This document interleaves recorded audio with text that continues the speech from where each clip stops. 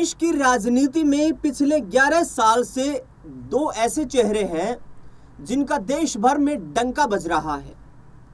जी हां, ये दो चेहरे हैं भारतीय जनता पार्टी के सबसे शीर्ष नेता, जिसमें प्रधानमंत्री नरेंद्र मोदी का नाम शामिल है और केंद्रीय गृह मंत्री अमित शाह का नाम शामिल है। दरअसल बता दें आपको कि बीजेपी में पिछले 11 सालों से जो भी फैसले हो रहे हैं वो फैसले अमित शाह और नरेंद्र मोदी ही ले रहे हैं। इन्हीं के नेतृत्व में जिस तरीके से देश भर में भारतीय जनता पार्टी ने चुनाव लड़े हैं विभिन्न प्रदेशों के, वहां पर विपक्ष का ऐसा बुरा हाल किया है कि विपक्ष एक तरीके से नेस्तनाबूद ही हो गया है। चाहे इनकी रणनीतियां रही हो, चाहे कुछ भी जो ऐसी इलेक्शन की प्लानिंग रही हो जिसके आधार के ऊपर मोदी शाह ने बीजेपी के शासनकाल का डंका बजाया है। लेकिन महाराष्ट्र में अब एक नया विवाद छिड़ गया है। महाराष्ट्र में लड़ाई हिंदी और मराठी के बीच आ चुकी है। महाराष्ट्र सरकार ने हिंदी भाषा को महाराष्ट्र में अनिवार्य कर दिया है और इसके बाद राज ठाकरे, उद्धव ठाकरे और एकनाथ शिंदे अब एकजुटता की हुंकार भरने लगे हैं। जी हाँ, वही महाराष्ट्र जो बीजेपी के लिए एक ऐसा राज्य रहा है जहां पर लगातार शिवसेना के साथ मिलकर भारतीय जनता पार्टी सरकार बनाती रही है, इसी महाराष्ट्र में अब मोदी की सत्ता का तख्ता पलट होने वाला है। क्योंकि देश भर में विभिन्न ऐसे क्षेत्रीय दल रहे हैं जिनको खत्म करने के लिए, जिनको राजनीतिक तौर पर नेस्तनाबूद करने के लिए बीजेपी ने तमाम वो राजनीतिक हथकंडे अपनाए हैं। चाहे हरियाणा की राजनीतिक बात करें, वहां पर इंडियन नेशनल लोकदल यानी कि चौटाला परिवार जो था वो अब दो फाड़ हो चुका है और सियासी हाशिए पर है। इसके साथ साथ उत्तर प्रदेश की राजनीति में मायावती का सुपड़ा साफ हो चुका है। पंजाब की राजनीति में अकाली दल अब अपना जो अस्तित्व है उसको बचाने के लिए लड़ाई लड़ रहा है। इसके साथ साथ तमाम वो राजनीतिक दल जो कहीं ना कहीं भारतीय जनता पार्टी के लिए, जम्मू कश्मीर की विशेष तौर पर बात करें तो वहां पर पीडीपी, जहां पर 2015 में सरकार बनाई बीजेपी के साथ मिलकर, अब पीडीपी सियासी हाशिए पर पहुंच गई है। यानी कि जो भी बीजेपी की चपेट में आया है, जो भी राजनीतिक दल, वो सत्ता से बेदखल हो गया है, राजनीतिक अस्तित्व खतरे में दिखाई देने लगा है। दरअसल महाराष्ट्र के विशेष तौर पर इस खास कार्यक्रम में चर्चा करेंगे और महाराष्ट्र की बात करें तो महाराष्ट्र में भी जिस तरीके से शिवसेना में तोड़फोड़ की, एनसीपी में तोड़फोड़ की और उसका सियासी लाभ सीधे भारतीय जनता पार्टी को मिला है।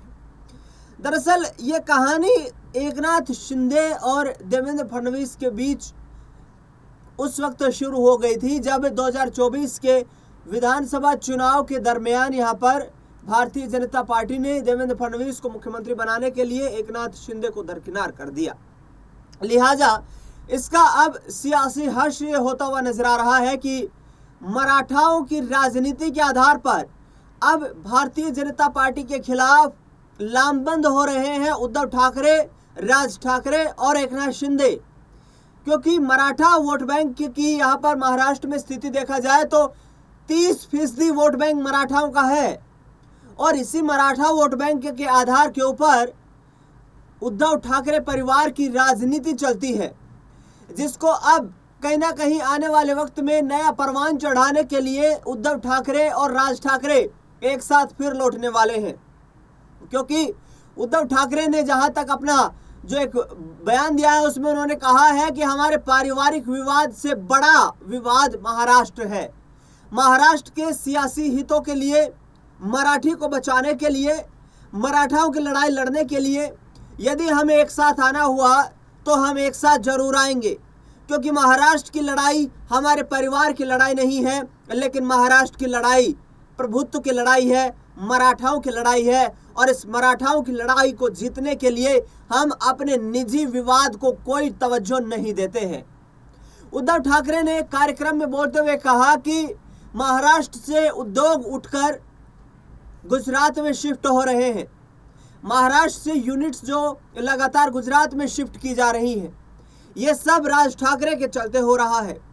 क्योंकि राज ठाकरे ने यदि मेरा साथ दिया होता तो बीजेपी आज महाराष्ट्र में अपना मुख्यमंत्री नहीं बना रही होती, बीजेपी इतनी मजबूत नहीं हो रही होती। हमारे परिवार से ही ये गलती हुई है, जिसके चलते महाराष्ट्र की राजनीति में उद्धव ठाकरे, या यूं कहें कि बाला साहब ठाकरे की हिंदुत्व की राजनीति को बीजेपी ने कैप्चर कर लिया है। दरअसल अब जिस तरीके से बीजेपी ने जो रणनीति की है, क्योंकि मोदी शाह रणनीति बनाने में अच्छे खासे माहिर माने जाते हैं, लेकिन ठाकरे परिवार की रणनीति में मोदी शाह फंस गए हैं।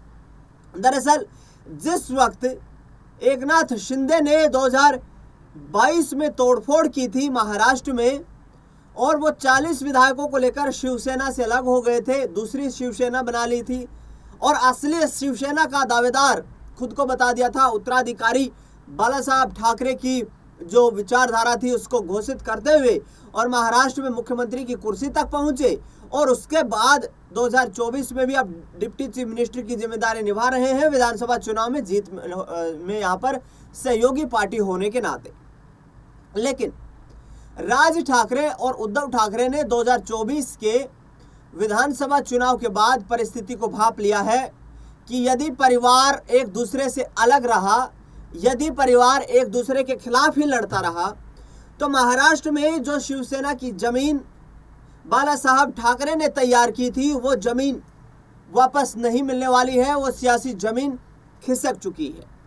और ऐसे में अब अपने पारिवारिक निजी विवाद को भुलाकर उद्धव ठाकरे और राज ठाकरे एक मंच पर आकर बीजेपी को नेस्तनाबूद करने की रणनीति तैयार कर रहे हैं। बता दें आपको कि उद्धव ठाकरे गुट के नेता संजय राउत ने भी कहा है कि यदि राज ठाकरे और उद्धव ठाकरे महाराष्ट्र के हित को समझते हुए एक साथ आते हैं तो किसी को कोई आपत्ति नहीं है, क्योंकि उद्धव ठाकरे और राज ठाकरे को दो फाड़ करके बीजेपी ने सियासी लाभ उठाया। उसके बाद जब शिवसेना का प्रभुत्व उद्धव ठाकरे के पास था तो उस दौरान एकनाथ शिंदे को उनसे अलग कर दिया।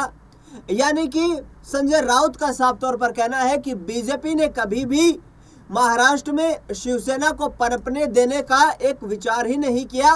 उन्होंने हमेशा शिवसेना के खिलाफ षड्यंत्र रचा और षड्यंत्र रचकर महाराष्ट्र की राजनीति में हमें सियासी नुकसान पहुंचाया।